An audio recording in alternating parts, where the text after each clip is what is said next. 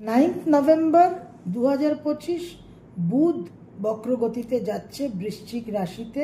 বৃশ্চিক রাশির অধিপতি গ্রহ মঙ্গল সেখানে সক্ষেত্রস্থ হয়ে বসে থাকছে এবং বৃহস্পতির দৃষ্টি প্রাপ্ত হচ্ছে। এই সময় এই যে emotional house, 8th house water sign, আমাদের মধ্যে যে টেন্ডেন্সিটা তৈরি হবে সেটা হচ্ছে অহেতুক আননেসেসারি একটা নেগেটিভ চিন্তা। যারা সন্দেহবাতিক তাদের সন্দেহবাতিক প্রবণতা বাড়বে, যারা সন্দেহবাতিক নয় তারা সন্দেহবাতিক হয়ে যাবে।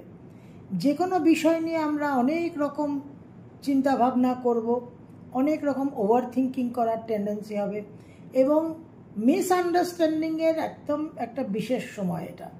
কারণ এই মিসআন্ডারস্ট্যান্ডিংটা রুটেড ইন একটা ইমোশনাল অ্যাঙ্গার।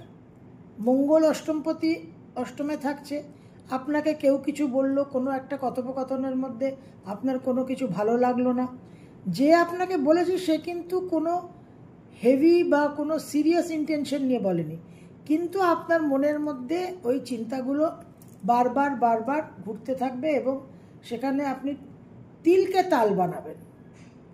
এই যে mountain out of a mole hill, এইটার জায়গা থেকে নিজেদের বাঁচাতে হবে। সেখানে বৃহস্পতির দৃষ্টি থাকছে, বৃহস্পতি আরও এক্সপ্যান্ড করাবে, আরও সেটাকে প্রসারিত করাবে এবং মনের মধ্যে সেখান থেকে ক্ষোভ তৈরি হবে। এই মিসআন্ডারস্ট্যান্ডিং, মিসকনসেপশন এবং পারসেপশনাল মিস্টেকস, এই জায়গাগুলো থেকে কিন্তু খুব আপনাদের বাঁচতে হবে। বুধ হচ্ছে কালপুরুষের 6th লর্ড, সুতরাং কর্মস্থানেও কিন্তু নানানভাবে সিনিয়রের সঙ্গে একটা মিসআন্ডারস্ট্যান্ডিং হতে পারে। 11th নভেম্বর বৃহস্পতিও বক্রগতিতে যাচ্ছে, তো বৃহস্পতি আমাদের গুরু, আমাদের সিনিয়র, সুতরাং আমাদের সম্বন্ধে পারসেপশনটা, ধারণাটা গুরুর কিন্তু ভুল হতে পারে, আর গুরু সম্বন্ধে আমাদের ধারণাটাও কিন্তু ভুল হতে পারে এবং সেটা নিয়ে একটা বিকৃত চিন্তাভাবনা করে নানান রকম ভুলভাল একটা ডিস্টর্টেড চিন্তাভাবনা করে আমরা কিন্তু বিশেষ সম্পর্কের জায়গায় একটা মেজর লস করতে পারি।